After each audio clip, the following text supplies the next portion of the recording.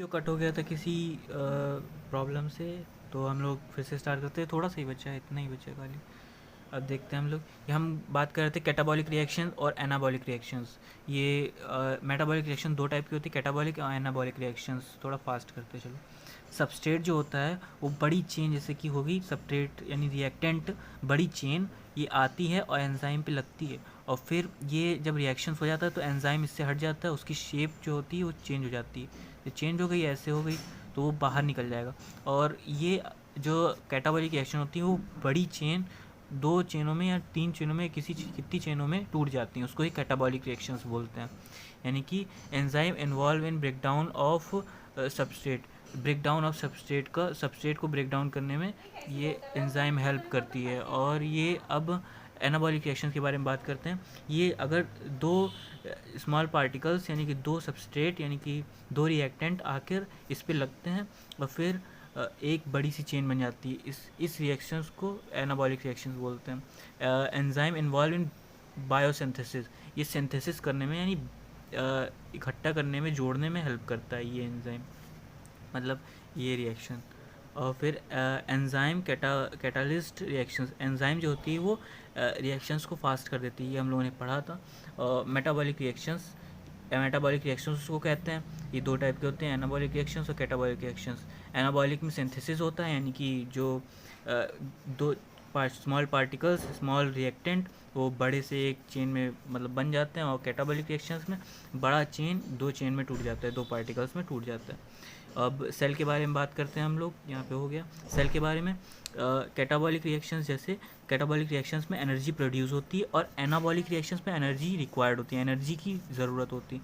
जैसे A to B release बन रहा है, यानी कि एक बड़ी चेन छोटी चीज़ों में टूट रही है, तो उसका जो, जैसे बड़ी चेन है तो उसका एक बॉन्ड है ना, वो जब टूटेगा तो उसके अंदर से एनर्जी निकलेगी ना, तो एनर्जी जब निकलेगी यहाँ से एनर्जी प्रोड्यूस्ड, तो फिर ADP और जो फॉस्फेट अलग अलग होता है उसके बीच में एक बॉन्ड बन जाएगा। यहाँ से बॉन्ड टूटा, उसकी एनर्जी इस बॉन्ड के अंदर आ जाएगी, एनर्जी स्टोर्ड हो जाएगी इस बॉन्ड के अंदर। और ADP और फॉस्फेट जब जुड़ता है तो इसको ही बोलते हैं ATP। ये देखिए ये रिएक्शंस। फिर जब यहाँ से ATP जब जाएगा कहीं और, फिर एनर्जी यहाँ पे, जब ये फॉस्फेट यानी ATP जब टूटेगा फिर टूटेगा, क्योंकि यहाँ पे एनाबॉलिक रिएक्शन से हम लोग को एनर्जी की रिक्वायरमेंट है। देख सकते हैं आप लोग यहाँ पे इस एनर्जी रिक्वायर्ड है ना, P2Q अगर रिएक्शन करानी है हमको तो यहाँ पे एनर्जी की ज़रूरत पड़ेगी। तो यहाँ पे ये जब बॉन्ड टूटेगा, ATP के अंदर जो फॉस्फेट और ADP का जो बॉन्ड बना हुआ है वो टूटेगा, तो यहाँ पे एनर्जी निकलेगी और फिर फॉस्फेट और ADP अलग अलग हो जाएंगे। एनर्जी जब निकलेगी यहाँ पे तो एनाबॉलिक रिएक्शन कंप्लीट हो जाएगी। अब कैटाबॉलिक रिएक्शन पर बात करते हैं, तो इसका एक जैसे एग्जांपल हो गया, एग्जांपल देख रहे हैं हम लोग, ये PEP, इसको बोलते हैं फॉस्फेनॉल पायरोवेट। ये एक बड़ा सा चेन होता है, वो जब दो चीज़ों में टूटता है, पायरोवेट में टूटता है, तो फिर उसको एनर्जी यहाँ पे रिलीज़ होती है, एनर्जी रिलीज़ होती है, तो फिर ADP और फॉस्फेट ये दोनों जुड़ जाते हैं तो ATP का फॉर्मेशन कर लेते हैं, यहाँ पे देख सकते हैं आप लोग।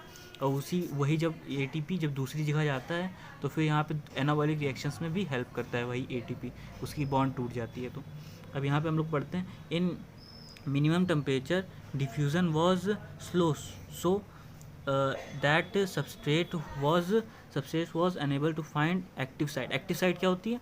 एक्टिव साइट मतलब ये जो बीच का ये हिस्सा है, ये चांद के बीच में जो हिस्सा है उसको एक्टिव साइट बोलते हैं। इसमें जब टेम्परेचर मिनिमम रखेंगे हम लोग, टेम्परेचर जब रखेंगे ही नहीं, फ्रीजी टेम्परेचर रखेंगे, तो डिफ्यूज़न जो होता है यानी मूवमेंट ऑफ पार्टिकल्स होता है वो स्लो हो जाएगा। यानी कि यहाँ से अगर कोई पार्टिकल है उसको यहाँ से यहाँ जाना है तो बहुत टाइम लगेगा। इसी वजह से जो minimum temperature diffusion was slow, so substrate यानी कि जो सबस्ट्रेट है, लॉन्ग चेन है, ये लॉन्ग चेन है, उसको एक्टिव साइट को ढूंढने में बहुत टाइम लगेगा। ये जो चेन है, अगर ये यहाँ पे है चेन, तो उसको यहाँ पर जाने में बहुत टाइम लगेगा, यहाँ पर जाने में बहुत टाइम लगेगा, ढूंढ नहीं पाएगा जल्दी। और डिफ्यूज़न अगर बहुत ज़्यादा टेम्परेचर होगा तो फिर ये तुरंत ढूंढ लेगा इसको, ये ऐसे इतना घूमेगा जल्दी तुरंत ये ढूंढ लेगा इसको। और फिर अगर हम देखें, बात करें तो, और आगे चलते हैं, एक्टिव साइट को तुरंत अनेबल टू फाइंड सब एक्टिव साइट को ढूंढ नहीं पाएगा। अगर यहाँ है तो एक्टिव साइट यहाँ होगी तो नहीं ढूंढ पाएगा, स्लो करेगा। तो इसी वजह से, so that why the bacteria slow work in frizzy situation में बैक्टीरिया वर्क नहीं करता।